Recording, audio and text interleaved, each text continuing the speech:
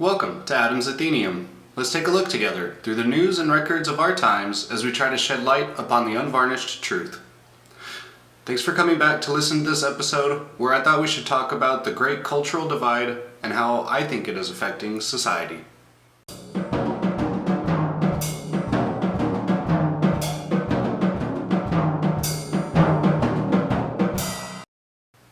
There was a time where one could say something along the lines of, "Hey, sir or ma'am, how are you today?" without offending someone. I remember the days when people didn't blatantly create false stories and pass them on as certified news. For example, the Covington kids, Trumpgate, Russiagate, Trump and Russia collusion, the January 6th narrative, the George Floyd, Trayvon Martin, Jacob Blake, and Patrick Lyoya narratives. Do you remember when we agreed as a society to treat all people equally, fairly, and to not judge someone for the color of their skin, but for the content of their character? I remember when people who could think actually knew that anyone can be a racist piece of crap to anyone of any other race. All races have been slaves to another race at some point in history. Therefore, none of us should be beholden to the sins of our ancestors. Do you remember when we as a society, we thought children should be kept innocent and childlike for as long as reasonably possible? Wasn't it the parents' job to teach their children right from wrong, to have the sex talk, and to push your child to play outside, meet new people, and share their toys? Nowadays, the state wants to be the parent and expose your child to sex and gender ideologies that we as adults haven't even figured out yet.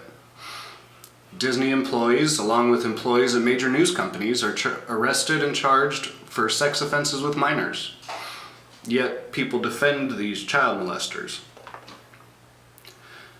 In today's society, that phone you gave your child to keep them busy has corrupted and diluted their brains so they refuse to go outside and play, to meet new people, to have life experiences, and to learn to share and how to interact with other adults. If I say, as Tom MacDonald would, racism is gay, if you're offended, that's retarded. I'm likely to get flagged or reported as being offensive to some minority out there in the ether. I see so many people that are hurt and emotionally damaged by words. That's right, people's minds can't handle listening to words. Let that sink in. We're living in a society where if you don't subjugate your life to someone else's truths and feelings, then you are an oppressor. If you don't use the right words, you will be canceled. If you use the wrong words, you'll definitely be canceled. We live in a modern era of technology where we can see quite clearly the actions of individuals at Antifa and BLM riots. Yet, the masses and politicians refuse to accept Antifa exists or that they terrorize political opponents for political means. They attack citizens and journalists who dare to record or report the truth of their activities. Now, while Antifa and BLM people have lost their minds over anyone who supports or supported Trump and the MAGA movement, we can see that terrorism, murder, rape, and harassment comes from Antifa and BLM activists, but rarely do we see protagonists from pro-Trump crowds. It does happen, but far less frequently. I also remember when being attracted to children or wanting to engage in any kind of sexual relationship or sexual act or relationship with anyone under 18 was called pedophilia. Nowadays, the left calls these people MAPS, minor attracted person. The left would have you believe that there is nothing wrong with being attracted to minors, no matter their age. It's just a sexuality, and you people on the right need to just accept them. That's disgusting. The courts will lock up January 6th defendants who have nothing more than a misdemeanor trespassing charge in solitary confinement in federal prisons. whereas a black murderer is released without bail. Murderers and rapists are let out of jail for COVID, but people who trespassed are sent to a federal prison. What I'm trying to say here is that the great divide between the political aisles has grown deep, and the walls that are left standing between us continue to crumble. I'm not really a pessimist or an optimist. I describe myself as more of a realist. I would like to tell everyone to keep their chins up so you can see the good things headed your way.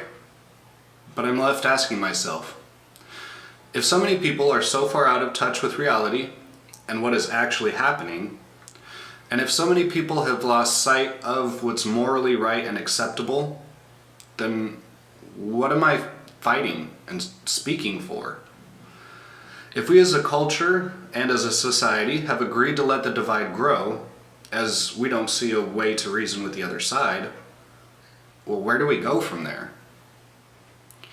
If the trenches have been dug so deep that nobody can escape from their predetermined tribal lines, how can we extend our hands to make peace? We could absolutely say there's a lot of sick people out there who absolutely need to be put in a psych ward or a facility, and that those should be brought back on a highly regulated scale. But even then, so many people, mostly those on Twitter I dare say, they live in a bubble of their own making. They listen to themselves, talk to themselves, and repeat the same storylines to themselves. So I ask, how do you hold a civil debate or discussion with someone who refuses to accept that they or their ideas might be wrong? How do you rationalize with someone who only makes decisions based upon how they feel rather than on objective truths and facts?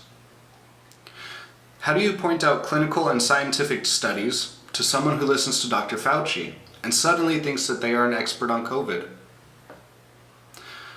Sometimes, in my head, I try to entertain the ideas of whether or not civil war is best to restore what was lost, or perhaps a peaceful secession of red and blue states to keep the crazy people and ideas contained to smaller areas of the country.